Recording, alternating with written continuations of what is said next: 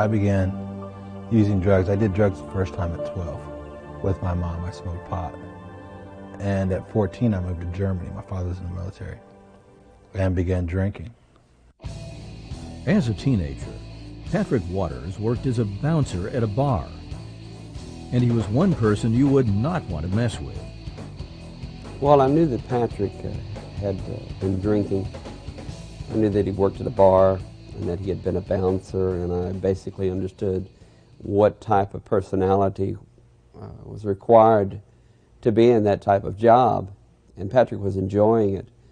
I started dealing drugs for a matter of convenience. They'll only give you free drugs for so long, and then you got to start buying your own. And so then you start buying your own, and then you realize, well, if I buy this much, I can keep a quarter for me, sell 3/4, and make money. Patrick's lifestyle was something that was contrary to me, but it was something I had no control over. And I would have to go places to get drugs, because true, we had drugs shipped to us, but most of the time you had to go and you had to make a deal with someone. No one's your friend. You know, your best friend will stab you in the back, you know, over drugs, because it's all about money, it's all about greed. You know, I thought when I first got into it, I said, man, this is cool. You know, all right, we're making a trip to Texas, we're gonna get drugs, man, we're drug dealers. And then when you get into it, you know, the newness goes away and the realness comes into play, and just the seediness of it comes into play. Paranoia, you know, you're always paranoid, always paranoid. It's a life I wouldn't go back. I wouldn't go back for all the money in the world. The thing of it is, I hadn't heard from him in 2 weeks, in 2 months. And so I didn't know what was going on. One of my thoughts during that process was, he could be dead. You know, he could be in a morgue someplace with no identification on him, and nobody would know who he was. And there's a possibility of never seeing him again. After 2 months of not hearing from Patrick, Sam was relieved to get a call from his son.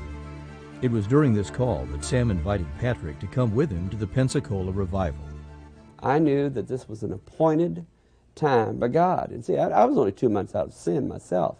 That's what took me to Brownsville. So I had gone from being on my face in sin to probably being on my hands and knees. God was just raising me up gradually. But I knew enough to walk in obedience. I knew enough that if I got him to where the Holy Spirit was moving, and it is moving at Brownsville Assembly of God, that the Holy Spirit was going to do what my words could not do. And so we walked in that place, and I was in awe. So I'm sitting there, and then all of a sudden the music starts.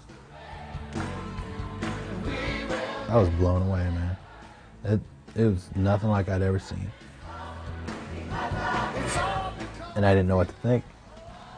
And I just sat there in awe.